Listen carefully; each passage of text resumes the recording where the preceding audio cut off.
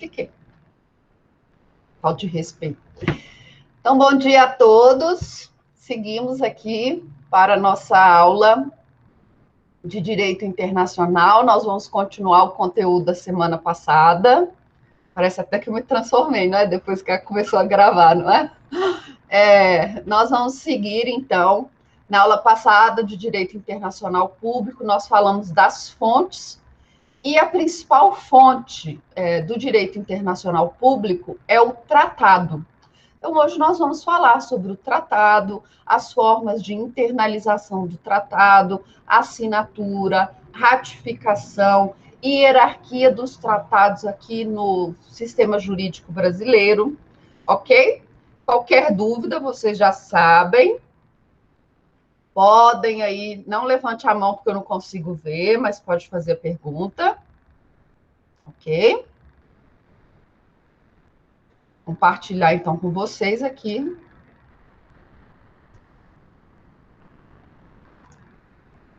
Opa, não é esse.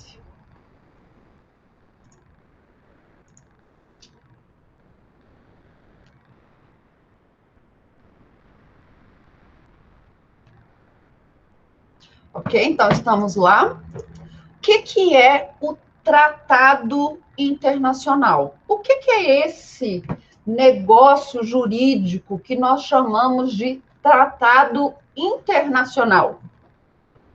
O tratado internacional, ele é um documento formal, ele é um acordo firmado com todas as regras. Ele é um acordo firmado entre os atores do direito internacional privado que visa regulamentar uma situação. Então, o tratado internacional é esse acordo internacional, ok? Que vai ser regido pelas regras de direito internacional público, as regras de direito internacional público que vigoram sobre os tratados. É a Convenção de Viena de 1969, tá bom? E lá na Convenção de Viena de 1969, nós vamos ter o que eles vão chamar de acordo, eles vão chamar de tratado, tá bom? Mas o tratado nada mais é do que esse acordo formal, ok? Esse acordo formal que vai regulamentar uma situação jurídica que envolva os atores do cenário internacional, ok? Vou abrir aqui a Convenção de Viena sobre os tratados e aí eu vou ler para você o que diz o artigo 2º, tá bom? Parágrafo 1º, a linha A. Vamos lá. Para fins da presente convenção, tratado significa um acordo internacional concluído por escrito entre estados e regido pelo direito internacional, que conste de um instrumento único, quer de 2 ou mais instrumentos conexos, qualquer que seja sua denominação específica. Então, o tratado internacional, ele vai ser... Oi. O tratado internacional vai ser esse documento formal por escrito. Alguém está com o som ligado? Alguém está com o som ligado? Tem uma criancinha aí. Acontece. Ok? Então, o tratado é esse documento. O galo, né? Está cantando. O José Inês mora na roça, não é? Delícia. Então, o tratado internacional é esse documento escrito em que nós vamos regular uma situação entre as partes, ok? Quem são as partes dos tratados internacionais? Olha, é muito importante nós sabermos, nós vamos ter uma aula na próxima só sobre os atores do direito internacional público, e aí eu vou falar um pouquinho mais sobre eles. Mas quem são as nossas partes nos tratados internacionais. Todas aquelas entidades que possuem personalidade jurídica internacional. Então, anotem aí as partes do tratado internacional. São aquelas instituições jurídicas que possuem personalidade internacional. E aqui eu estou falando de quem? Estou falando de estados, estados com E maiúsculo, então países. Estou falando das organizações internacionais, ok? Estados, organizações internacionais, a Santa Sé, tá? Além disso, nós vamos ter uma exceção aqui no direito internacional público com relação a algumas localidades que possuem autonomia comercial. Então, elas vão ser autorizadas a firmar tratados internacionais. E aqui eu coloquei Taiwan, Hong Kong e Macau. Taiwan é aquela ilhazinha que fica lá perto da China, para onde o governo chinês fugiu lá na Revolução Chinesa, tá bom? O governo, então, capitalista, fugiu para Taiwan e montou ali a China, o que seria a China, tá bom? Depois de um tempo, os estados, como um todo, reconheceram a China continental como a verdadeira China. Então, nós temos Taiwan, que não é um estado, apesar de ele ter nós vamos ver na aula que vem, os seus regramentos, mas Taiwan alega que é a entidade responsável pela China continental. Então, por conta dessa briguinha aí entre eles, briguinha não, né? Brigona entre eles, Taiwan ganha esse status de autonomia comercial, porque a China continental diz que Taiwan pertence a eles, ok? Então, Taiwan, Hong Kong que está recentemente em vários noticiários por conta de manifestações com relação à liberdade de expressão, com relação à não extradição de seus cidadãos para a China, embora ele seja um território dentro da China, ele tem autonomia, Macau também. Esses não estados, mas localidades com autonomia comercial, eles podem firmar tratados junto à OMC, ok? Então, nós vamos ter como partes em tratados estados, com letra maiúscula, nós vamos ter organizações internacionais, Santa Sé, e essas localidades com autonomia comercial, tá bom? O nosso tratado internacional, ele vai ser regido pelo direito internacional, por isso que eu disse para vocês que ele vai ser regido pela Convenção de Viena, de 1969. Então, ela é a convenção que vai tratar das regras para os tratados internacionais. O tratado é um compromisso cogente. O que isso significa? Que uma vez assinado e ratificado, ele é lei entre as partes.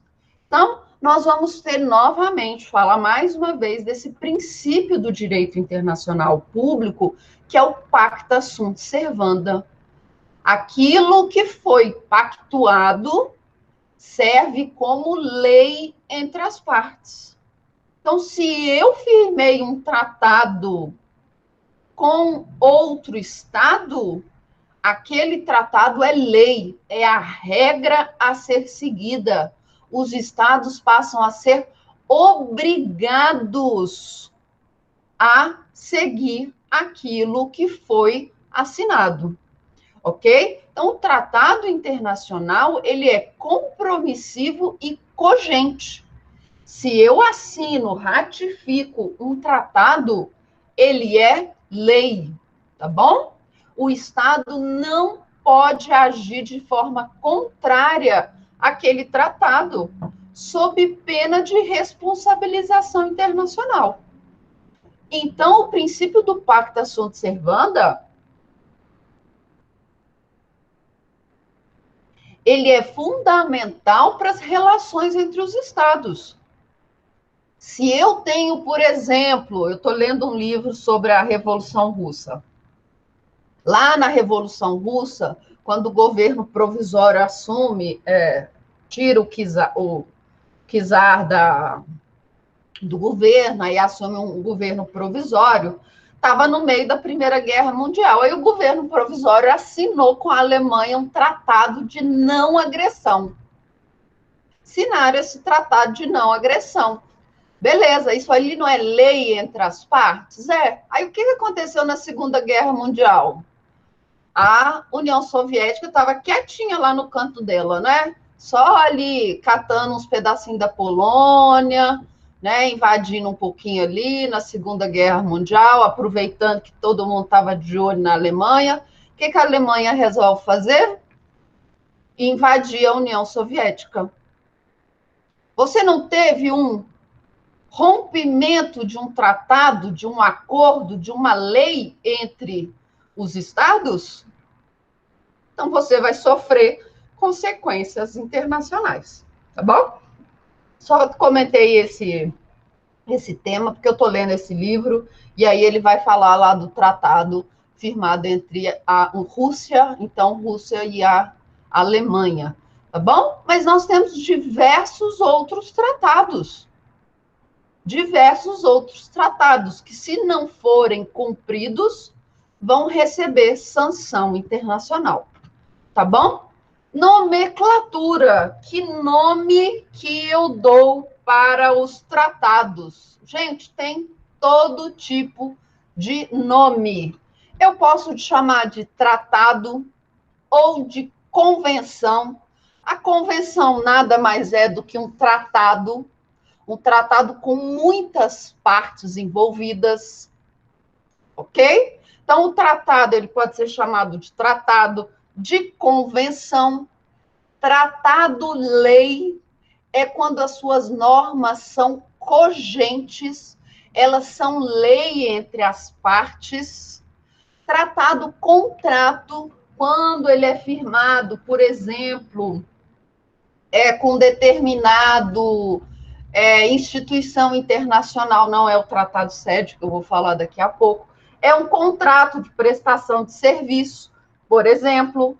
Vamos lá, nós estamos aqui em época de Covid, os estados se uniram com a OMC, que é uma organização internacional, OMC não, a OMS, e eles firmaram um tratado-contrato para fornecimento de vacinas. Esse é um tratado-contrato. Tem regras contratuais, penalidades, tá bom? Mas é um tratado, é um contrato internacional firmado entre estados. Acordo SED. Esse é muito importante. O acordo SED é um contrato, é um tratado firmado entre um país e uma organização internacional, para que essa organização internacional tenha uma sede no seu país. Então, por exemplo, nós temos aqui no Brasil, aqui no DF, diversas organizações internacionais. Você vai ali perto da UNB, ali na Asa Norte, você vai encontrar ali o BID, tá? Você vai encontrar a ONU, tá bom? Aquilo ali, para aquelas organizações internacionais construírem o seu prédio naquela localidade, precisou firmar com o Brasil um acordo SED. E ali eles colocaram as regras nesse acordo SED sobre direito trabalhista, sobre imunidade fiscal, tá bom? imunidade de seus trabalhadores. Então, o acordo SED, ele é um acordo amplo que vai ser firmado entre uma OI, uma organização internacional, e um país, tá bom? Para que aquela organização internacional possa atuar naquele país. Compromisso arbitral. O compromisso arbitral é um tratado internacional em que 2 ou mais países se comprometem a utilizar um árbitro para resolver determinado litígio, tá bom? Vamos lembrar lá do início do século passado, lá a história, não é? O Brasil, ele nunca foi muito fã de arbitragem, tá? Até hoje nós sabemos disso, que a arbitragem é pouco divulgada aqui no Brasil, nós temos mais essa cultura de litígio, não é? De poder judiciário e tudo mais. Mas, em um belo momento da história brasileira, Brasil resolveu, lá no início do século passado, resolveu discutir as suas fronteiras lá do norte, tá bom? Com a Inglaterra. Resolveu discutir as fronteiras que o Brasil tinha lá no norte com a Guiana Inglesa. Quem que vai resolver essa questão das fronteiras? O Brasil firmou, então, com a Inglaterra, um compromisso arbitral. Eles iriam indicar um árbitro que resolveria aquela lide. O árbitro ia decidir onde ia ser a fronteira do Brasil com a Guiana Inglesa. E aí o árbitro foi lá e deu metade para cada um. A região todinha foi dividida pela metade. Firmou-se, então, o compromisso arbitral. O Brasil, perdeu nessa brincadeira, porque ele tinha maior parte do território, tá? Mas ele fez um compromisso arbitral e ele era obrigado a acatar as ordens, a decisão do árbitro. Então, um tratado internacional que verse sobre um compromisso arbitral, ele vai ser firmado entre estados para resolver uma lide por meio da arbitragem. Ok? Carta, Constituição. Esse é um tratado internacional que vai criar uma organização internacional. A Carta da ONU, por exemplo, é um tratado internacional em que os estados assinaram reconhecendo a criação daquela organização internacional em 1945, tá bom? Então, Carta é o tratado internacional que cria uma organização internacional. Concordata. A concordata nada mais é do que um tratado internacional firmado com a Santa Sé. Ok? Então, a Santa Sé, que é a Igreja Católica, que ela tem um status, eu não gosto, né, diferenciado, não é? A Santa Sé, ela tem um status, ela tem personalidade jurídica internacional, ela pode firmar tratados, ela tem sua cidade, estado, que é o Vaticano, tem seu líder máximo, que é o Papa, tá bom? A Santa Sé, então, ela pode firmar tratados internacionais. E quando ela firma um tratado internacional com um ou mais estados, esse tratado vai receber o nome de concordata, ok? Então, nós temos esses nomes para designar nada mais, nada menos do que um documento, um acordo escrito com validade internacional, ok? Alguma dúvida? Lembre-se sempre do princípio do pacta sunt servanda. Quando eu firmo um tratado internacional com outro Estado, com a Santa Sé, ou com uma organização internacional, eu estou me comprometendo em cumprir aquele tratado. Se eu não o fizer, eu receberei as sanções necessárias. Ok? Então vamos lá. Quais são os efeitos jurídicos de um tratado?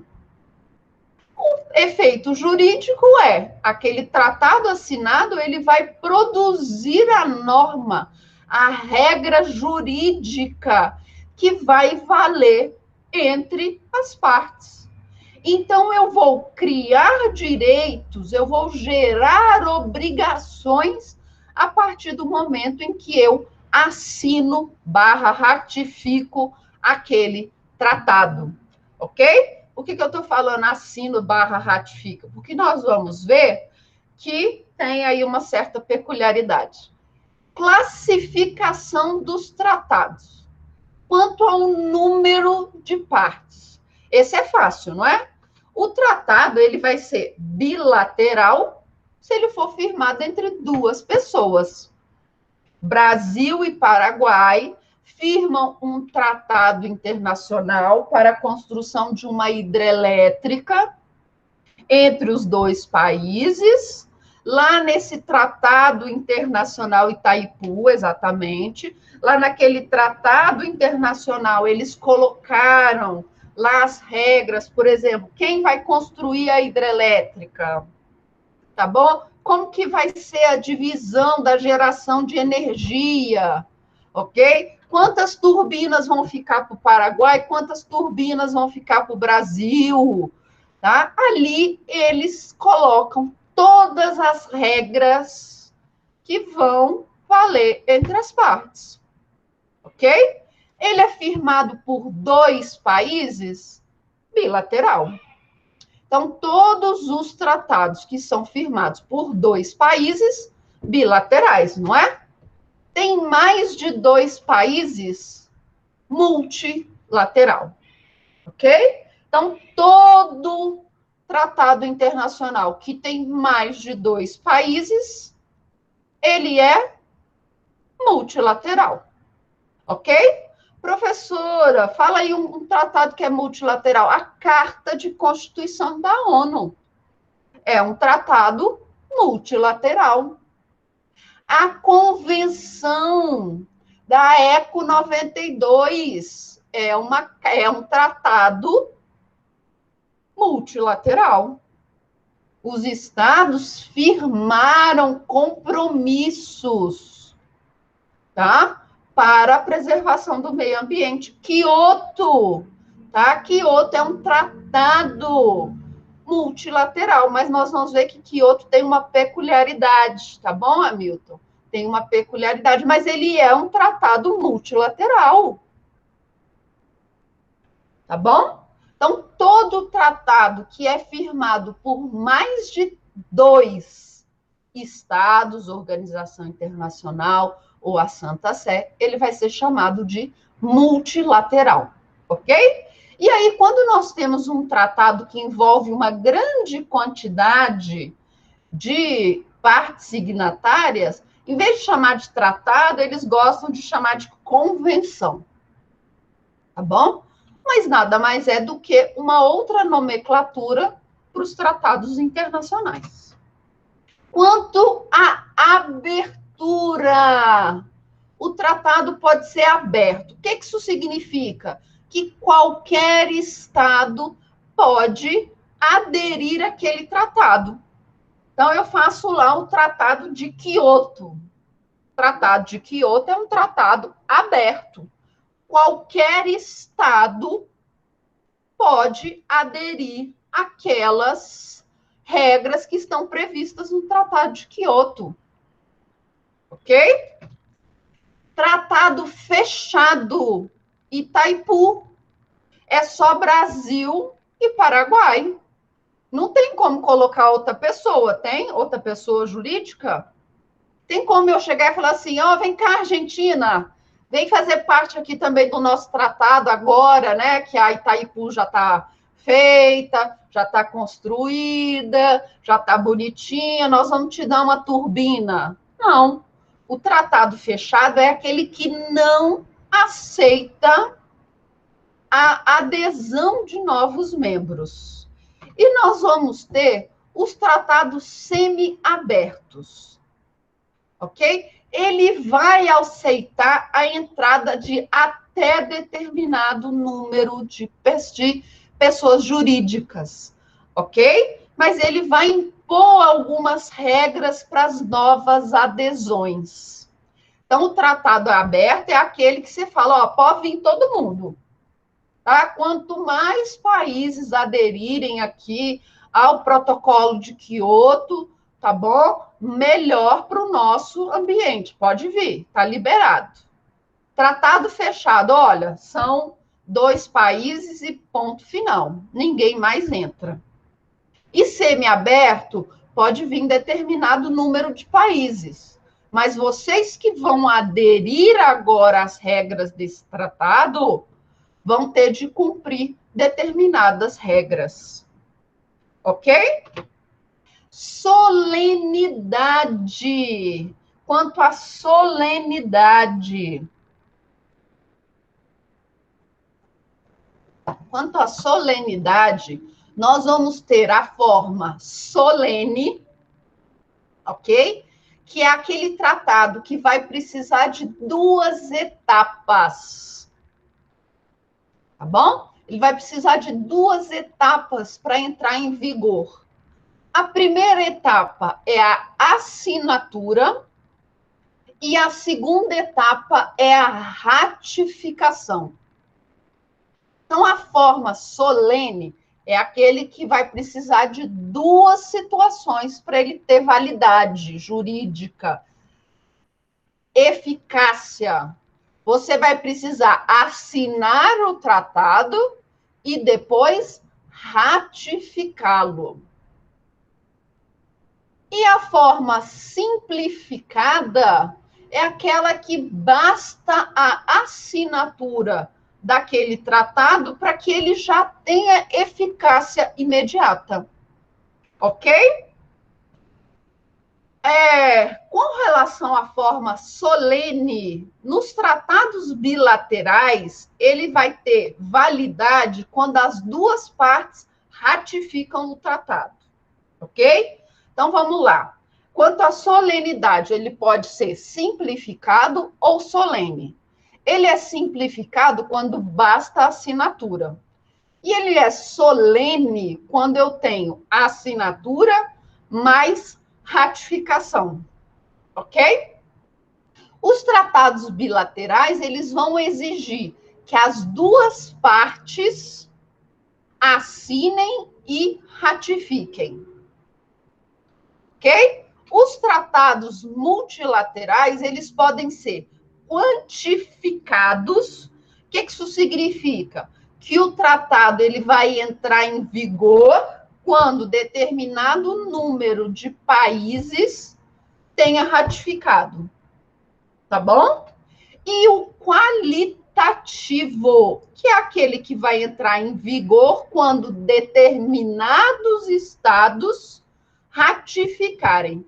É o caso do protocolo de Quioto, que ele tinha a obrigatoriedade de entrar em vigor depois que Estados Unidos e Rússia assinassem e ratificassem o tratado, ok? Então, os tratados multilaterais, quando que eles vão entrar em vigor? Eles têm 2 possibilidades, tá bom? Eles podem ser quantitativos, então eles vão falar o seguinte, ó, esse tratado aqui vai entrar em vigor depois que 30 países assinarem e ratificarem o tratado. Aí ele entra em vigor. Não, 30 poucos, 100, 50, 80, maioria absoluta. Então, o tratado multilateral quantificado, ele vai entrar em vigor quando nós tivermos determinado número de assinaturas e ratificações. Já o tratado multilateral qualitativo é aquele que vai entrar em vigor depois que determinados estados tenham ratificado, que é o caso do Protocolo de Quioto. Tá bom, Hamilton? O Protocolo de Quioto entraria em vigor depois que Estados Unidos e Rússia o ratificassem. Por quê? Porque na época eles eram os maiores poluentes. Tá bom? Ok? Então, quanto à solenidade, ele pode ter a forma simplificada, que basta a assinatura daquele tratado já é a entrada em vigor daquela norma. Ou a forma solene, que é o caso do Brasil. Todos os nossos tratados, eles precisam ser assinados e ratificados. Tá bom? Então, os nossos tratados, eles só vão entrar em vigor após a ratificação, tá? E aí, os tratados bilaterais entram em vigor após as partes ratificarem. Os multilaterais, nós vamos observar se ele é quantificado ou se é qualitativo, tá bom? Demais elementos que nós precisamos saber com relação aos tratados, para a gente partir para o que realmente interessa. Emenda ao tratado. E aí, eu posso emendar um tratado? Eu posso alterar informações de um tratado? A Convenção de Viena vai falar que pode. Você pode alterar um tratado, sim. Tá? Você pode alterar, você pode suprimir, você pode acrescentar informações, tá bom? Pode fazer isso. Mas é assim, livre à vontade? Não, tá bom? Olha só, qualquer proposta para emendar um tratado multilateral entre todas as partes deverá ser notificada a todos os estados contratantes, cada um dos quais terá o direito de se posicionar se ele é favorável ou não ao tratado, aquela emenda, tá bom? Negociar novas emendas e não se vincular àquela emenda. Então, por exemplo, o Brasil está lá dentro da ONU, os Estados Unidos propõem, então, uma emenda à Carta da ONU. Olha, eu quero fazer aqui uma emenda, tá? Para nós alterarmos o Conselho de Segurança. Agora não vão ser mais 5 membros permanentes, nós vamos colocar 6 membros permanentes, ok? E quem vai fazer parte, o 6º membro permanente, é a Argentina, tá bom? É a Argentina. O Brasil pode não concordar com essa emenda e não aderir àquela emenda, ok? O acordo de emenda não vincula estados que já são parte no tratado e que não se tornaram parte no acordo da emenda, ok? Então, se o Brasil não concordar, ele pode simplesmente não fazer parte daquela emenda, tá? Denúncia ao tratado. O que é a denúncia ao tratado? É você falar que não quer mais fazer parte daquele tratado. A Inglaterra, por exemplo, o Reino Unido, na verdade, Reino Unido falou para a União Europeia em 2016, olha, teve um referendo aqui e nós não vamos mais fazer parte da União Europeia, tá bom? Nós vamos denunciar o tratado, Nós vamos sair do tratado. O que a União Europeia falou? Tá bom, você pode sair. Está aqui na nossa Constituição, está lá no Tratado da União Europeia, que você pode sair da União Europeia. Tá bom, você quer sair da União Europeia? Beleza, você vai assumir, então, as consequências. Quais são as consequências? Agora você não vai mais observar as tarifas que nós aplicamos, você vai devolver todo o investimento que nós fizemos. Os nacionais do Reino Unido já não vão poder mais trabalhar livremente na União Europeia. Você vai ter que pagar imposto para comercializar com a União Europeia. Então, agora você vai assumir as consequências da sua saída. Então, a denúncia ao tratado nada mais é do que você avisar, quero sair, tá bom? Não quero mais fazer parte deste tratado internacional. O exemplo mais recente, então, é esse do Reino Unido, tá bom? Reino Unido falou lá para a União Europeia, vocês viram, não é? Finalizaram agora o acordo de saída definitiva da União Europeia. E eles falaram, não queremos mais fazer parte da União Europeia. Essa previsão está no contrato, está no tratado que foi assinado entre as partes, ok? Então, denúncia ao tratado é a sua retirada daquele tratado. Os tratados, em regra, eles precisam ser registrados. O que é esse registro do tratado? É você pegar a cópia do tratado, a cópia das ratificações e depositar na Secretaria da ONU. Para quê? Para que a Secretaria da ONU possa exigir o cumprimento daquele tratado, tá bom? Então, os tratados, eles devem ser registrados. Esse registro é obrigatório? Não. Não é um registro obrigatório. O tratado, ele vai ter validade independente desse registro. Mas quando você registra lá na Secretaria da ONU, a ONU pode exigir o cumprimento do tratado. Vamos imaginar a situação de Itaipu, tá bom? Olha lá, Brasil e Paraguai firmaram um contrato para um tratado internacional para a construção da hidrelétrica de Itaipu. Chegou lá bonitinho, o Brasil assinou, ratificou, Paraguai assinou, ratificou, começou a construção. Lá no tratado, digamos, hipoteticamente, que tivesse a seguinte previsão: das 5 turbinas, 2 vão ficar para o Paraguai e 3 vão ficar para o Brasil. Tá? Olha só o que aconteceu na hora de entregar as turbinas.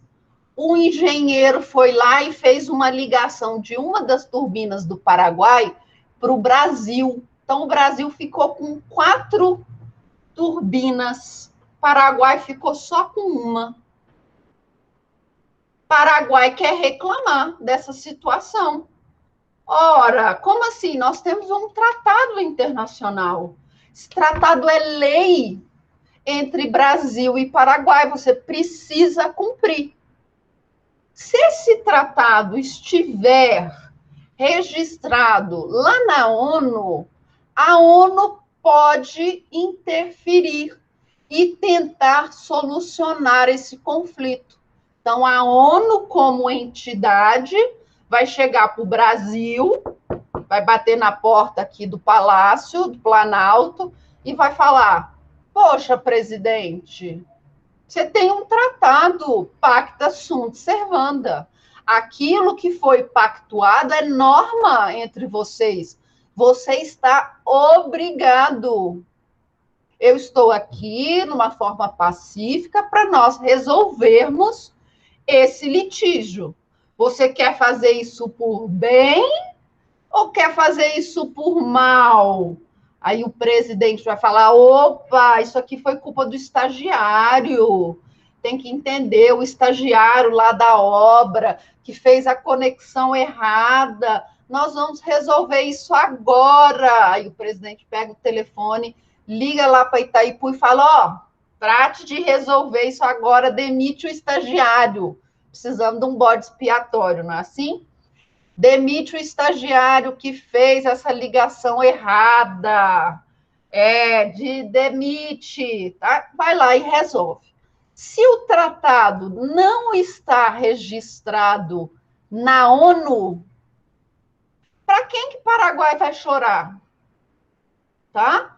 Para quem que Paraguai vai chorar? Ele vai ter que ajuizar uma representação lá na Corte Internacional de Justiça, vai ver se cabe a representação, vai demorar muito mais tempo, não vai ter a força da ONU. Então, registrar o tratado, tá bom? Ele na sede da ONU ou na secretaria do tratado vai facilitar a cobrança daquela instituição para a resolução de conflitos, tá bom? Aí o Varela, ele vai falar que o registro ele é um ato indispensável, tá bom? Mas nós já temos decisões, inclusive da Corte Internacional de Justiça, dizendo que não precisa registrar para validar, tá bom? Para ele ter validade, ok? O registro é ato indispensável para considerar o Estado como parte. Se não houve o registro, o Estado não está vinculado ao texto, nem pode exigi-lo dos demais, ainda que o tenha ratificado de acordo com seus procedimentos internos. Então, cuidado, tá? Eu trouxe aqui o Varela, eu já tinha falado para vocês do Varela, que o texto dele tem algumas problemáticas, só ele tem essa posição, ok? Nos demais, o registro, ele é apenas uma garantia a mais para a validade daquele tratado, tá bom? Quais são, então, os procedimentos para a validade desse tratado? Se for um tratado solene, tá bom? Se for um tratado que exija a forma solene, eu vou ter duas etapas. Eu vou ter a etapa da assinatura e eu vou ter a etapa da ratificação. São duas fases. Uma fase internacional e uma fase interna. Se aquele tratado, se aquele país adota a forma simplificada, basta a assinatura do chefe de Estado ou de governo para que aquele tratado já tenha validade. Mas aqui no Brasil, nós vamos adotar o procedimento solene. Então, não basta a assinatura, não basta tirar foto assinando o tratado para aquele tratado ter validade. Ele precisa ser ratificado. E é isso que interessa para a gente. Falando de tratado, falamos até agora, né? Mas o que interessa para a gente é esse procedimento. São essas duas fases. Vamos falar da primeira fase, que é a fase internacional, que são as negociações. Não é verdade? A negociação é a fase internacional. Então, você vai colocar lá os diplomatas, os técnicos, e depois vem o presidente, não é? Para quê? Para que ele negocie o tratado. Então, você coloca lá um monte de gente, você coloca lá servidores dos ministérios para negociarem, para fazer um texto bonitinho. tá? Para poder chegar nessa fase de negociação. Nós temos, com relação à negociação, a competência privativa do presidente da República. Porque ele vai falar o seguinte lá na nossa Constituição: compete privativamente ao presidente da República celebrar tratados, convenções e atos internacionais sujeitos a referendo do Congresso Nacional. Então, em tese, quem vai negociar os tratados internacionais é o presidente da República. A Larissa está fazendo uma pergunta. Basta que uma das partes adote o procedimento solene para ter que ser solene? Não, Larissa. Olha só, você tem diversos países que adotam procedimento simplificado. Então, nos países que adotam o procedimento simplificado, a assinatura do tratado, ela já é a parte exigida para que aquele tratado tenha validade para aquele país no cenário internacional e no plano interno, ok? Porque assinou, ele já é norma. Ele já é norma para aquele Estado dentro do seu país, então todo mundo vai ter de cumprir, e ele também é norma para esse país no âmbito internacional. Ele vai ter que cumprir no âmbito internacional aquelas exigências, tá? Tá bom, Larissa? Mas no caso de ser bilateral e uma das partes adotar, não tem problema. Se ele é bilateral, a assinatura já é a ratificação, ok? Eu posso ter, por exemplo, bilateral em que as duas partes só adotem a assinatura, o ato simplificado. Cada país é do seu jeito. Porque assinar também é ratificar, ok? Para quem adota a forma simplificada, assinar é a mesma coisa que ratificar. Quem adota a forma solene, ratificar e assinatura são situações diferentes, ok? Cada país tem o seu jeito. O que interessa para a gente é o jeito do Brasil. Não é verdade? É o jeito do Brasil. Aqui no Brasil, o presidente vai assinar e o Congresso Nacional vai autorizá-lo a ratificar. Tá? Nós vamos ver isso. Porque assinar e ratificar também é competência do presidente da República. Mas o procedimento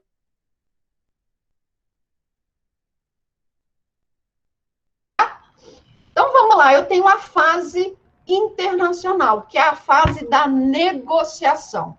Essa negociação, ela pode ser feita pelos chefes de Estado ou de governo, os plenipotenciários, que são aquelas pessoas que já têm a carta de plenos poderes, por exemplo, os chefes das missões diplomáticas. Se eu tenho lá a missão diplomática do Brasil para a ONU, nós temos lá uma pessoa que é o chefe da missão diplomática. Ele já foi designado para representar o Brasil na ONU.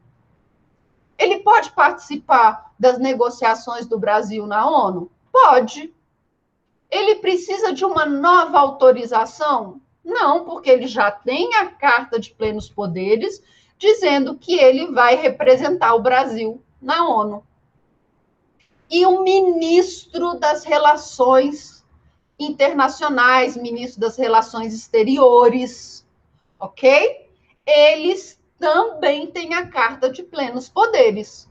Quando o presidente indica, o fulaninho lá do papel alumínio vai ser o nosso ministro das Relações Exteriores, ele já recebe essa carta de plenos poderes para ele negociar em nome do Brasil no exterior.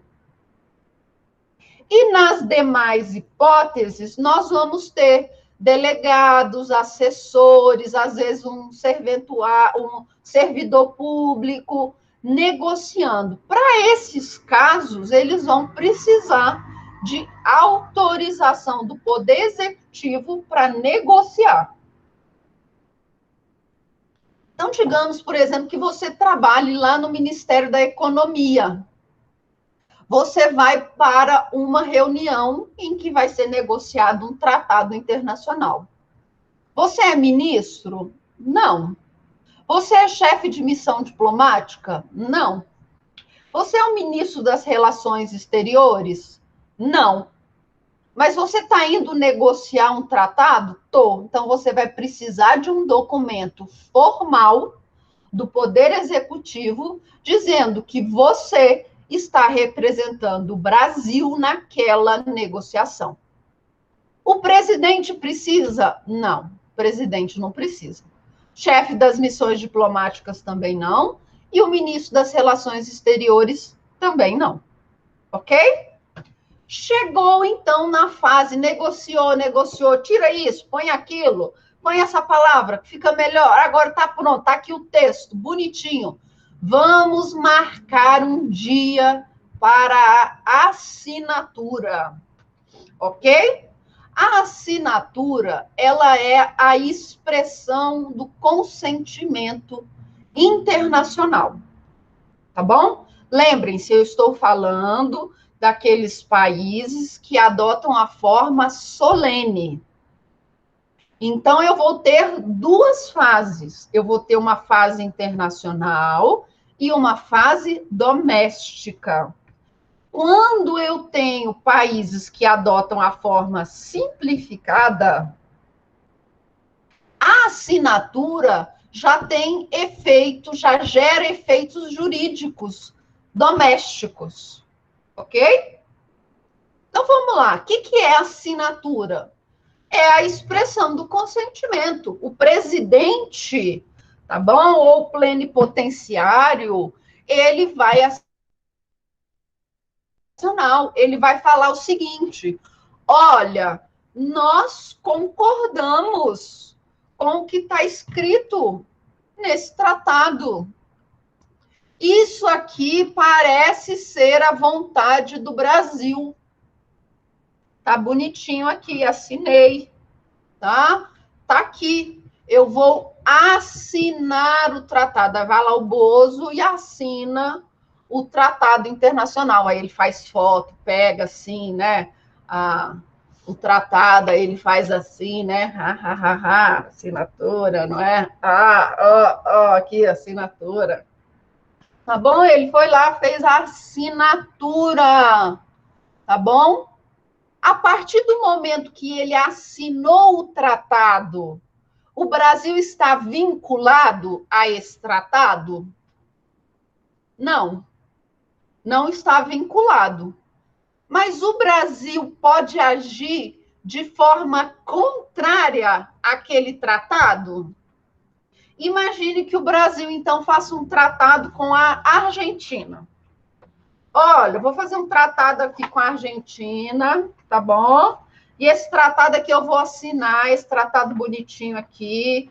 Eu vou falar o seguinte: Brasil e Argentina não têm interesse em invadir o Paraguai, tá?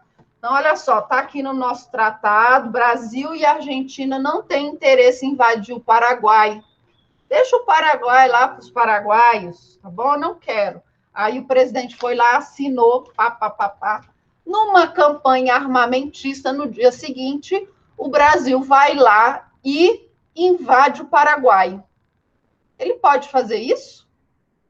Ué, professora, mas a senhora disse que ele ainda não tem efeito jurídico. Sim, não tem efeito jurídico. Enquanto eu não ratifico, eu não tenho efeitos jurídicos.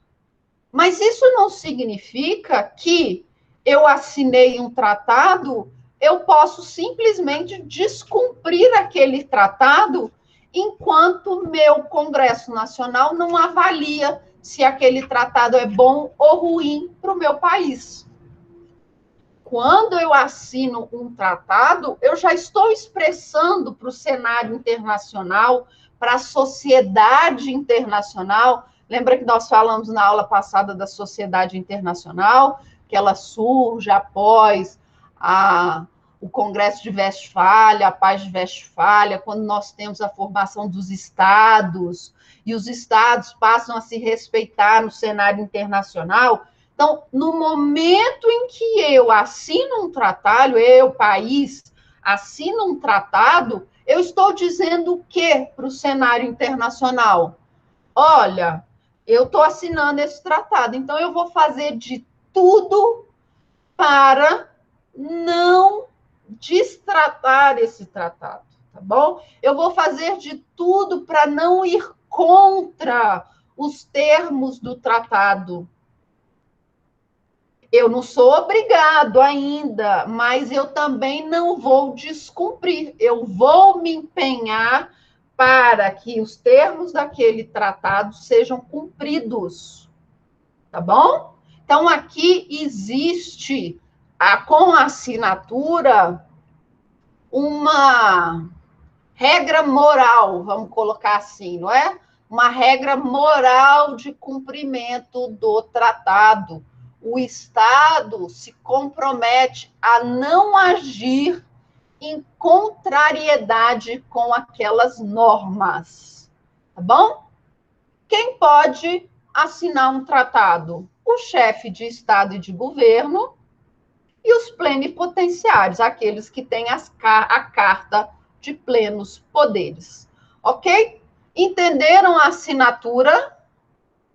Entenderam a assinatura?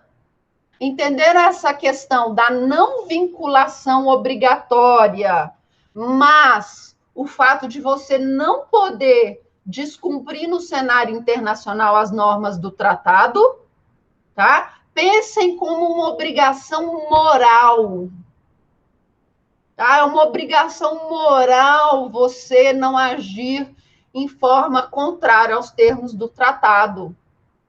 Firmei o tratado com a Argentina, não vamos invadir o Paraguai. Eu tenho uma obrigação moral de não invadir o Paraguai. Mas se eu invadir o Paraguai, eu vou sofrer alguma sanção daquele tratado firmado entre Brasil e Argentina?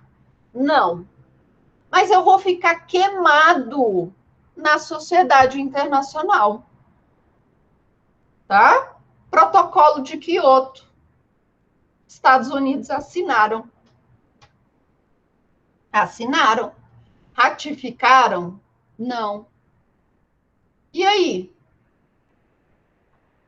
Estados Unidos tinha, então, uma obrigação moral de cumprir as regras.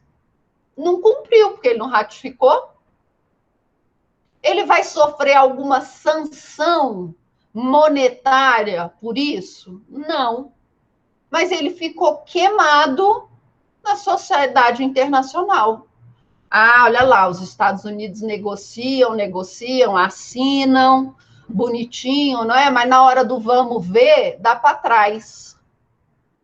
Então, quer dizer, é difícil negociar com os Estados Unidos, porque ele não cumpre, ele não ratifica. É um país que não está nem aí para as emissões. Ok? Então, o país fica queimado no cenário internacional se ele deixa de cumprir os termos acordados, mesmo sem ainda ter ratificado, tá? Imagine, gente, é um clube de 190 países. 202, alguns dizem que são 202. E aí, é um clube de 202 países. Todo mundo se conhece. Todo mundo sabe das fofocas e dos podres de todo mundo. Não é assim? Então, também vale aqui para o cenário internacional. Você deixa de cumprir o que está no tratado, mesmo antes da ratificação, você fica queimado nesse cenário internacional. Tá bom? Reservas. O que são reservas? São trechos em que determinado país afirma o seguinte: olha, eu negociei esse tratado, mas esse trecho aqui eu não concordo. Então eu vou assinar ressalvas. Sim, o que eu falei? Reservas? Desculpa, ressalvas. Ressalvas. O que são ressalvas, reserva? Eu pego aqui o meu tratado e falo: olha, eu negociei aqui meu tratado, mas esse trecho aqui eu não concordo. Então, eu vou assinar o meu tratado, vou assinar. Mas essa parte aqui eu vou ressalvar, eu vou falar: olha, eu concordo com o tratado como um todo, menos com essas partes que eu assinalei. Isso é assinar com ressalvas, tá bom? Então, são trechos que aquele Estado, aquele país não concorda naquele tratado, então ele vai assinar, mas ele não vai se vincular com aquela parte, ok? Tá bom? Então, ressalvas são trechos do tratado em que o Estado vai assinalar que ele não concorda com aquelas informações. Então, ele não ficaria obrigado a cumprir aquela norma, tá bom? Fase interna. Então, assinou o tratado bonitinho, nosso presidente foi lá, assinou o tratado, fez arminha, bateu foto. E agora? E agora? Agora vem para a fase interna.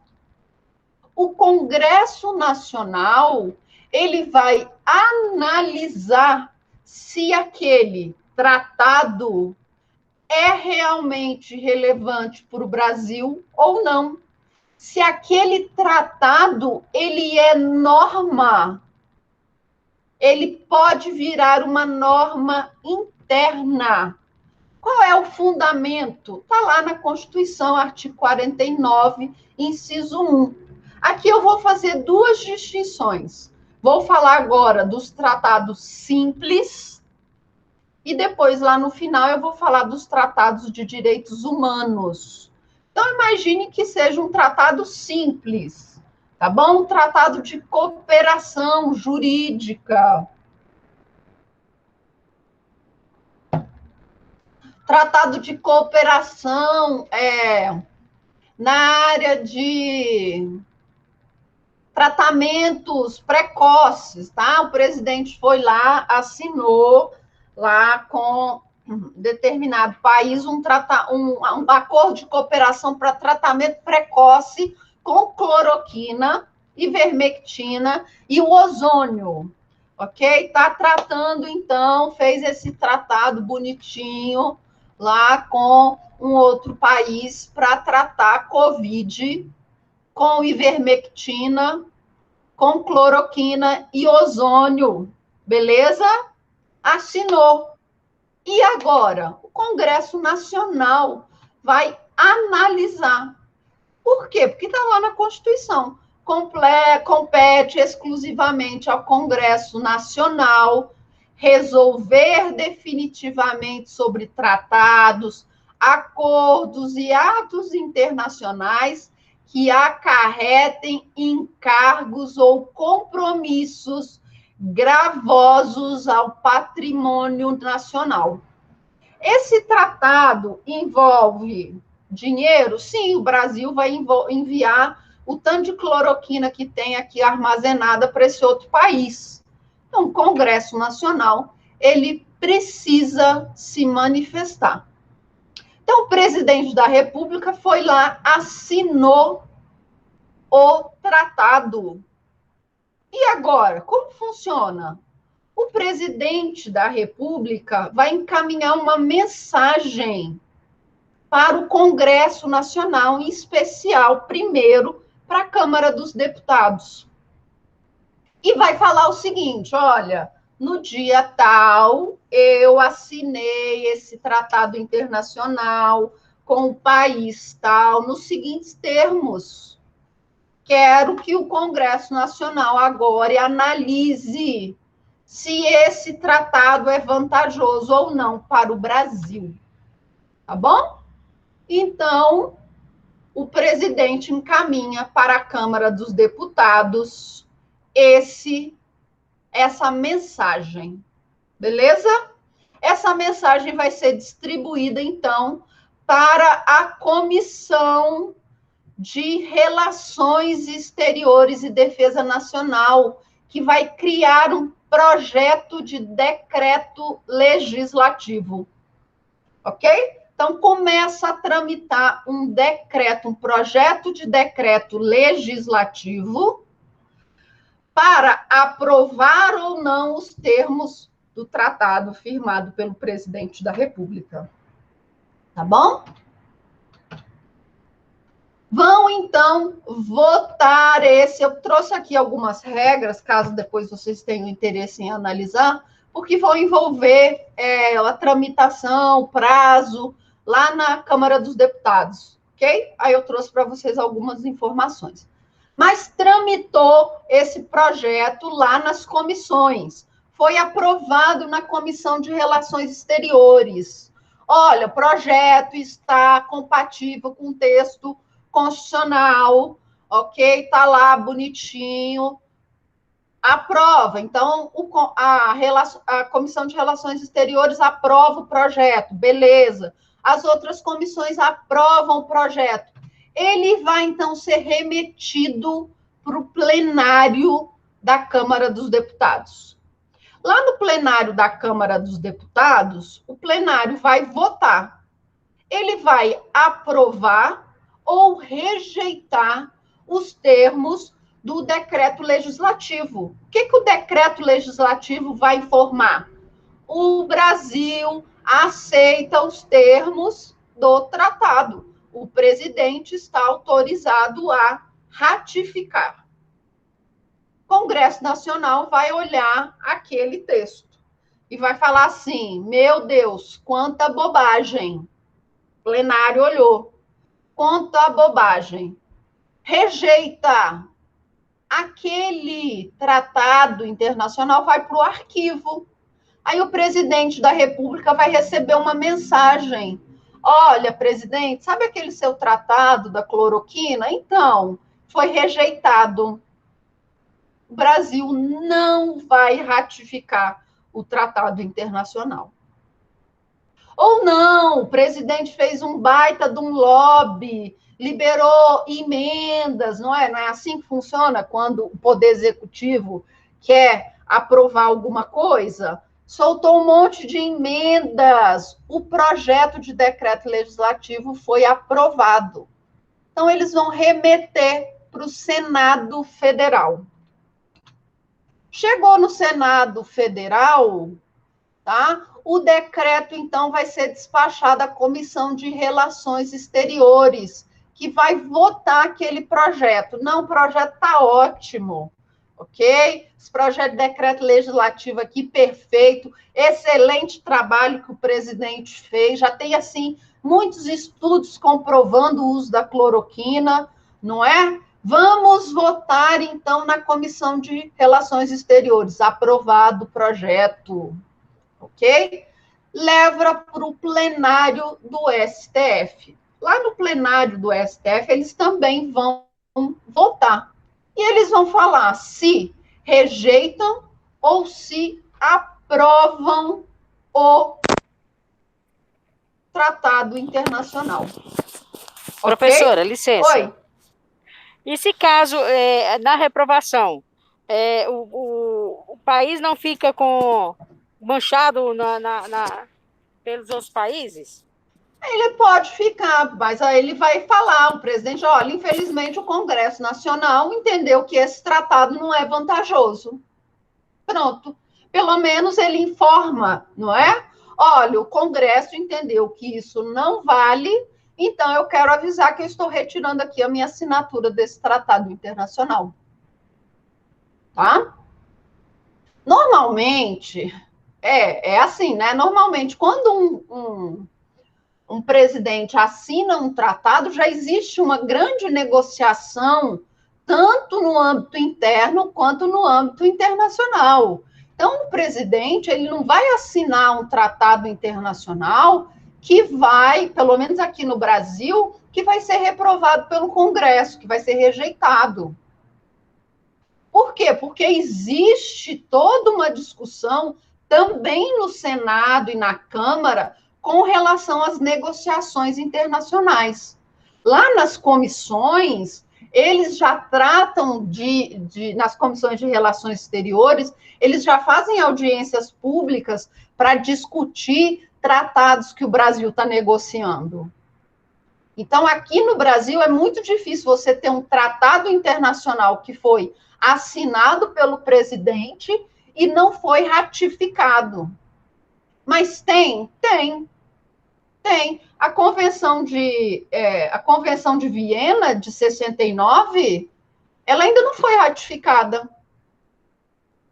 Não foi. O Brasil assinou? Assinou. Mas está parada, não foi ratificada ainda. Tá bom? Mas nós usamos aqui no Brasil, usamos. Mas o Brasil está obrigado por lei a cumprir o que está na Convenção de Viena? Não. Mas nós assinamos. Não ratificamos, mas assinamos. Ok? Então, depois que ele é apreciado, tá bom? Pelo plenário do Senado Federal, nós vamos ter ou uma aprovação ou uma rejeição. Eu tinha feito uns negocinhos aqui, tá bom? Ou ele é aprovado ou ele é rejeitado. Se o projeto de decreto legislativo for rejeitado, vai para o arquivo. Se ele for aprovado, nós vamos ter uma sessão solene do presidente do Congresso Nacional.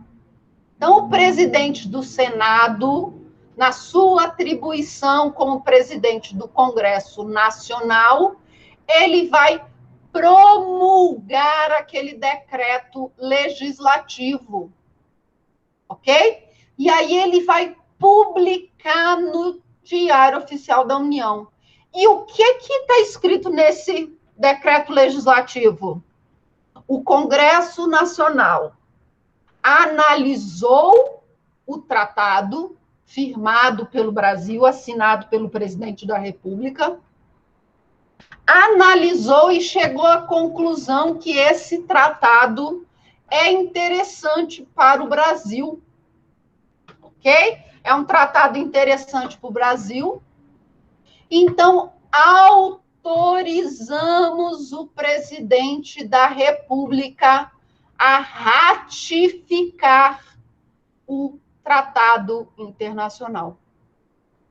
Então, observe, não é o Congresso Nacional que ratifica o tratado, não.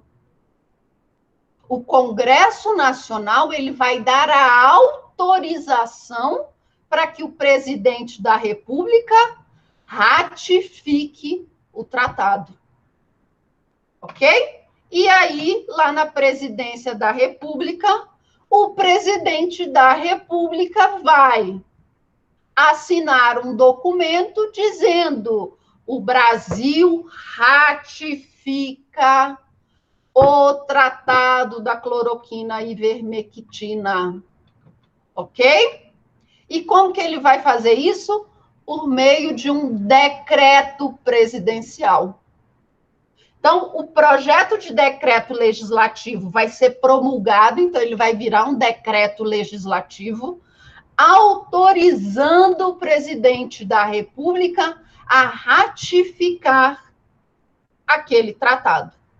O presidente da República, então, vai fazer um decreto presidencial avisando para toda a população brasileira: olha, a partir da publicação desse decreto presidencial, todo mundo vai ter de cumprir esse projeto, esse tratado. Esse tratado agora é lei. Publica o decreto presidencial no Diário Oficial da União, passa a ser norma, tá bom? Aquele tratado, então, vai ganhar um número, um número e vai virar lei número tal de 24 de fevereiro de 2001. Virou lei, passa a ter validade no plano interno. Aí o presidente pode, então, fazer o registro do tratado, ok? Faz o registro lá nas Nações Unidas ou na Secretaria do Tratado, se existir. Tá bom? Ok? Então, é assim que funciona tratado simples. Essa é a tramitação de um tratado simples. O presidente assina, ele envia para a Câmara dos Deputados uma mensagem dizendo que ele assinou aquele tratado, quais são os motivos que o levou a assinar aquele tratado. A Câmara dos Deputados analisa aquele tratado por meio de um projeto de decreto legislativo. Se a Câmara autorizar, aprovar, envia para o Senado Federal. Senado Federal analisa. Aprovou o decreto legislativo, sessão do Congresso Nacional. O presidente do Congresso Nacional vai promulgar aquele decreto legislativo. E ele vai falar assim para o presidente da República: presidente, olha, tudo certo, pode ratificar o tratado internacional. Aí o presidente da República vai fazer um decreto presidencial, tá bom? Vai publicar no Diário Oficial da União que aquele tratado internacional agora é lei. Lei número tal de 24 de fevereiro de 2001, que coloque em vigor os termos do tratado firmado entre Brasil e país de tal para cooperação no protocolo remoto, no protocolo antecipado de tratamento do Covid com ivermectina, cloroquina e ozônio no PEN, ok? Virou lei. Então, aquele tratado agora é lei no Brasil. Tá bom? Registra para caso não haja cumprimento, o Brasil poder requerer a intervenção das Nações Unidas. Tá bom? E se for um tratado de direitos humanos? E agora? Lá no tratado da ivermectina, ele virou uma lei, não é verdade? Ele virou uma lei ordinária, não é assim? E se for um tratado de direitos humanos? Antes da emenda constitucional 45, nós não tínhamos nenhuma menção na Constituição com relação aos tratados de direitos humanos. Tá bom? Então, quando nós tivemos a emenda constitucional 45 de 2004, que falou o seguinte, que acrescentou o parágrafo 3º lá no nosso artigo 5º. Os tratados e convenções internacionais sobre direitos humanos que forem aprovados em cada casa do Congresso Nacional, em 2 turnos, por 3/5 dos votos dos respectivos membros, serão equivalentes à emenda constitucional. Estar alinhada, Deus me livre, Hamilton, está alinhada com qual tratado do ivermectina? Ok? Vamos lá. Então, a emenda constitucional 45 da grande reforma do Poder Judiciário, tá? A grande reforma que nós tivemos, disse que, a partir daquele momento, os tratados, eles seriam aprovados, os tratados que versassem conversassem sobre direitos humanos e que seguissem o rito de votação das emendas constitucionais, eles teriam status constitucional. Mas e os tratados de direitos humanos antes dessa emenda constitucional? Qual era a posição na nossa hierarquia das normas desses tratados? Como que ficariam esses tratados? Qual era o status que esses tratados tinham antes da emenda constitucional 45? Foi uma discussão muito grande entre a doutrina, tá bom? Entre a doutrina, entre os principais estudiosos da questão dos direitos humanos. Qual o status que esses tratados têm? E aí? Um grupo dizia que tratados de direitos humanos, eles iam ter status de lei ordinária. Tá bom? Lei ordinária. Porque se a Constituição agora está falando que para ter status de norma constitucional, ele precisa de uma votação ampliada, ele precisa de 2 votações, não é? Lá no plenário da Câmara e 2 votações do plenário do Senado. Então, como eles não tiveram, eles seriam normas ordinárias.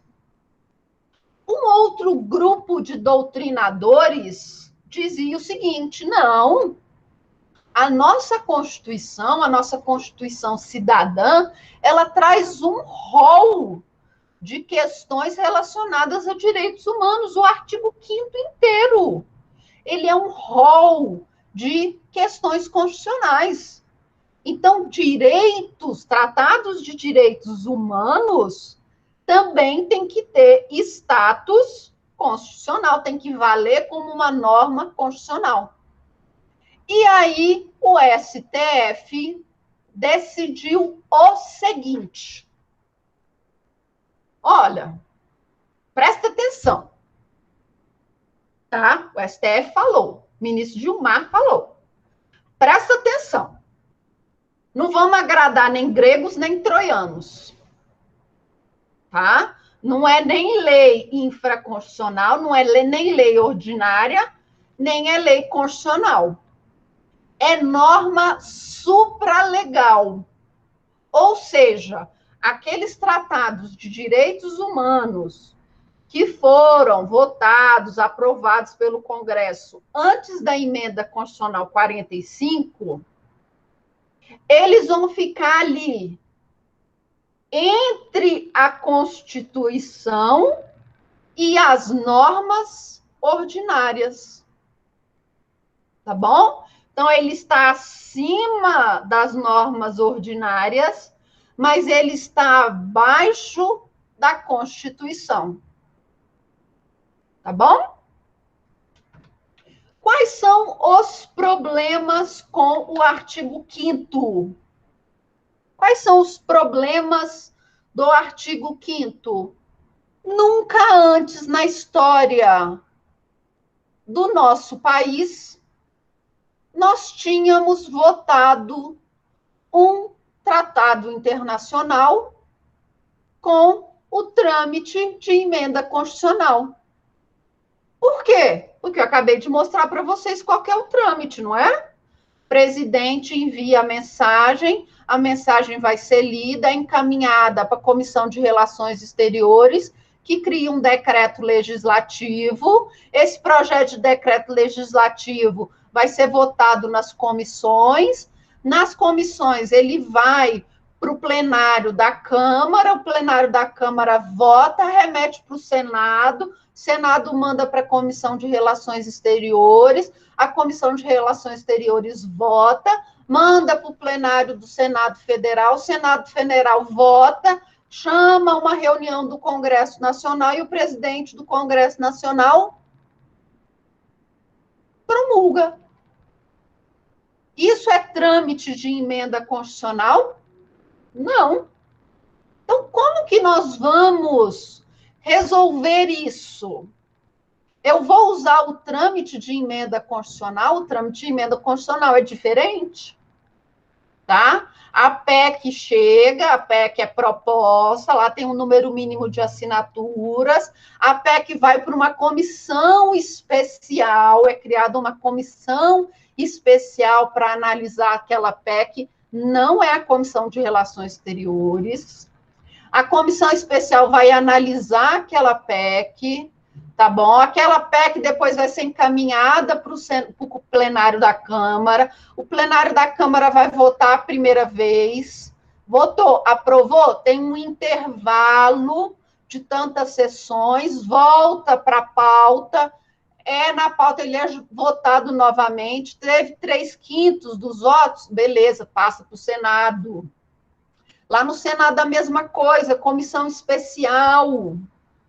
Vai votar no plenário, o plenário vai votar, aprovou com 3/5 dos membros do Senado Federal, espera tantos dias, vota novamente.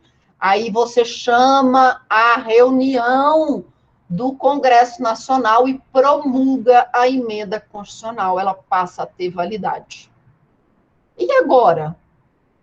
Como é que vai fazer?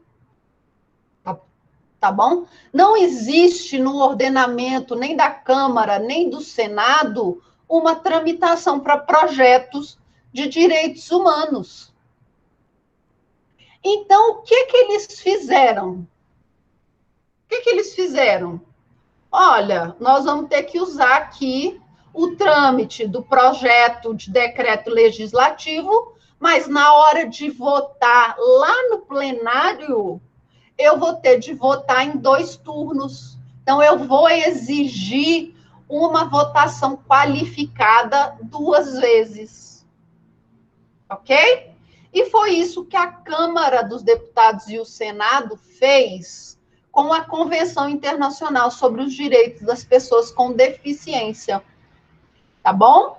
Esse foi o nosso primeiro projeto de decreto legislativo, foi o primeiro tratado de direitos humanos que nós assinamos que nós votamos e tem status constitucional, ok?